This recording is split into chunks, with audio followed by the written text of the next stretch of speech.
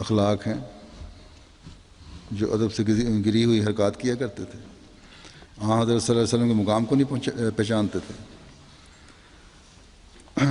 ان پر آپ کا کس طرح فرماتے تھے اس بارے میں ایک روایت میں آتا ہے.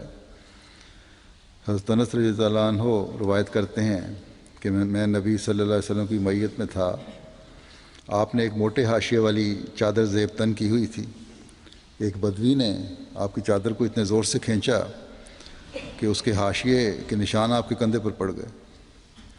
پھر اس نے کہا اے محمد صلی اللہ علیہ وسلم، مجھے اللہ تعالیٰ کے اس مال میں سے جو اللہ تعالیٰ نے آپ کو عنایت فرمایا ہے یہ 2 اونٹ دے دیں. آپ نے مجھے کوئی اپنا یا اپنے والد کا مال تو نہیں دینا. اس کی ایسی کرخت باتیں سن کر پہلے تو نبی صلی اللہ علیہ وسلم خاموش رہے. پھر فرمایا المال مال اللہ ونا عبدہ، کہ مال تو اللہ ہی کا ہے اور میں اللہ کا بندہ ہوں. پھر حضور صلی اللہ علیہ وسلم نے فرمایا کہ تم نے جو مجھے تکلیف پہنچائی ہے اس کا تم سے بدلہ لیا جائے گا. اس بدوی نے کہا مجھ سے اس کا بدلہ نہیں لیا جائے گا. حضرت صلی اللہ علیہ وسلم نے فرمایا تم سے بدلہ کیوں نہیں لیا جائے گا؟ اس بدوی نے کہا اس لیے کہ آپ برائی کا بدلہ برائی سے نہیں لیتے. اس کا یہ کہنا تھا کہ رسول اللہ صلی اللہ علیہ وسلم ہنس پڑے تو بسم فرمایا. تو اسی چیز نے نرمی کا سلوک، جو رفع کا سلوک تھا، سب پتہ تھا. اسی نے ان لوگوں میں جرأت پیدا کی تھی کہ جو دل چاہے کر دیں.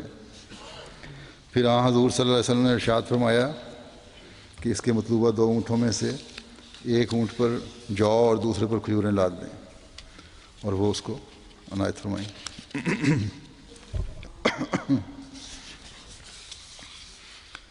پھر مخالفین اسلام کے ساتھ عفو کس طرح فرمایا آپ نے، کیا سلوک فرمایا عفو کا، اس کی چند مثالیں پیش کرتا ہوں.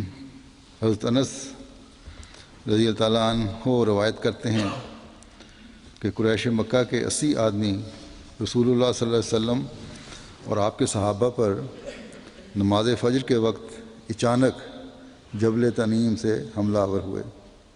ان کا ارادہ یہ تھا کہ رسول اللہ صلی اللہ علیہ وسلم کو قتل کر دیں، مگر ان کو پکڑ لیا گیا. بعد میں رسول اللہ صلی اللہ علیہ وسلم نے ان کو معاف کرتے ہوئے چھوڑ دیا. اب اس قسم کی معافی کی کوئی مثال پیش کر سکتا ہے؟ یہ جنگی مجرم ہیں، لیکن سراپا شفقت و ان کو بھی معاف فرما رہے ہیں کہ جاؤ، تمہارے سے کوئی سرزنش نہیں، تمہیں کوئی سزا نہیں. پھر ایک روایت ہے، ہشام بن زید بن انس روایت کرتے ہیں کہ میں نے انس بن مالک رضی اللہ عنہ کو یہ فرماتے ہوئے سنا ہے کہ ایک مرتبہ ایک یہودی رسول اللہ صلی اللہ علیہ وسلم کے پاس سے گزرا اور اس نے السلام علیک کے بجائے السلام علیک یعنی تجھ پر ہلاکت وارد ہو کہا.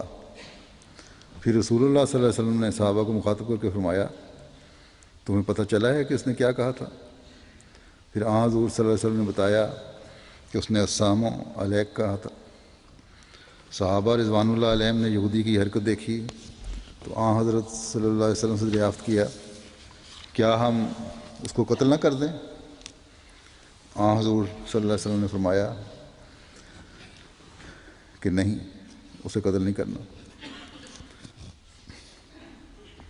ایک سبق یہ بھی دے دیا کہ میری شفقت صرف اپنوں پر نہیں غیروں پر بھی ہے،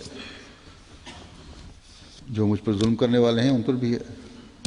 سزا صرف ایسے جرموں کی دینا ضروری ہے جن پر حدود قائم ہوتی ہیں، جن کے بارے میں خدا تعالیٰ نے سزا مقرر کی ہوئی ہے، جن کا وعدے قرآن کریم میں حکم بھی ہے یا اللہ تعالیٰ نے جن کے بارے میں آپ کو بتایا ہے.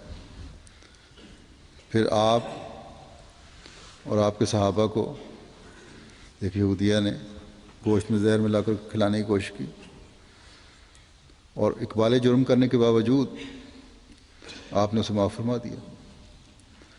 صحابہ کو غصہ تھا، انہوں نے پوچھا بھی کہ اس کو قتل کر دیں، آپ نے فرمایا نہیں، بالکل نہیں.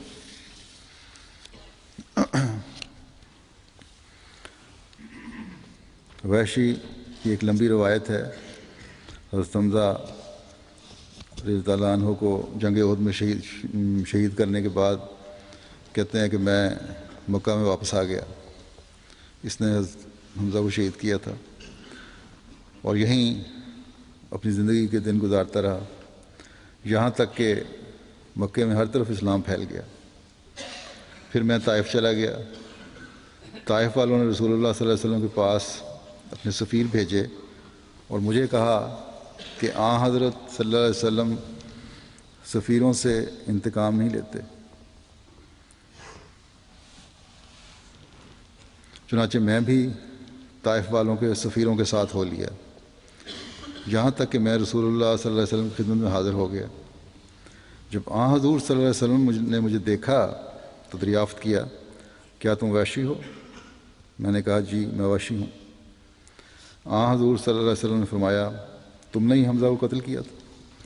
وحشی کہتے ہیں کہ میں نے عرض کی، جیسے آپ نے سنا ہے ایسا ہی معاملہ ہے. حضور صلی اللہ علیہ وسلم نے یہ کہتے ہیں کہ حضور صلی اللہ علیہ وسلم نے میری خطائیں معاف کرتے ہوئے مجھے کہا کہ کیا تمہارے لیے ممکن ہے کہ تم میرے سامنے نہ آیا کرو؟ وحشی کہتے ہیں کہ حضور صلی اللہ علیہ وسلم کے اس ارشاد کے بعد میں مدینہ سے چلا آیا. آپ صلی اللہ علیہ وسلم کے عفو کی انتہا کا اس بات سے مزید پتہ چلتا ہے کہ جب حضرت صلی اللہ علیہ وسلم سے وحشی سے مزید سوال کیے حضرت حمزہ کی شہادت کے بارے میں کہ کس طرح شہید کیا تھا اور پھر کیا کیا تھا، تو صحابہ کہتے ہیں کہ اس وقت آپ صلی اللہ علیہ وسلم کی آنکھوں سے آنسو رواں تھے.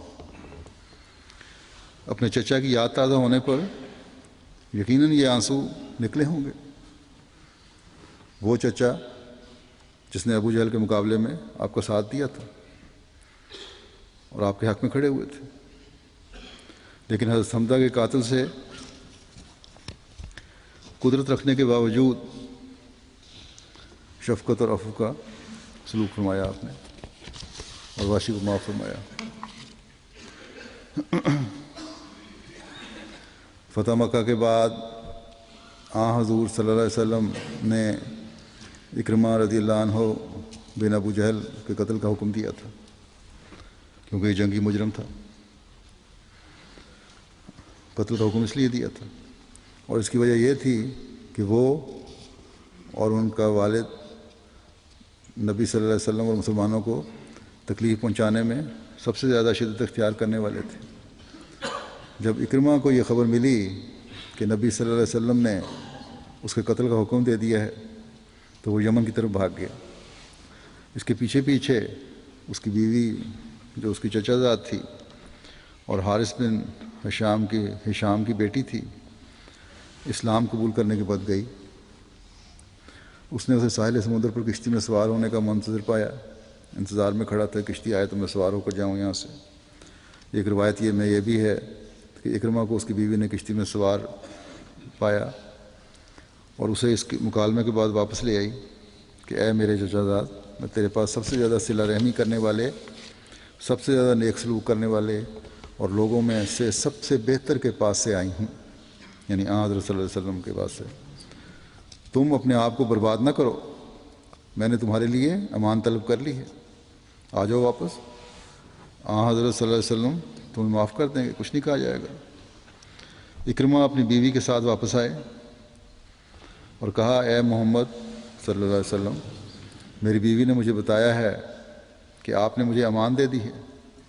حضور صلی اللہ علیہ وسلم نے فرمایا وہ درست کہتی ہے، آپ کو امان دی گئی. اس بات کا سننا تھا کہ اکرمہ نے کہا اشہد اللہ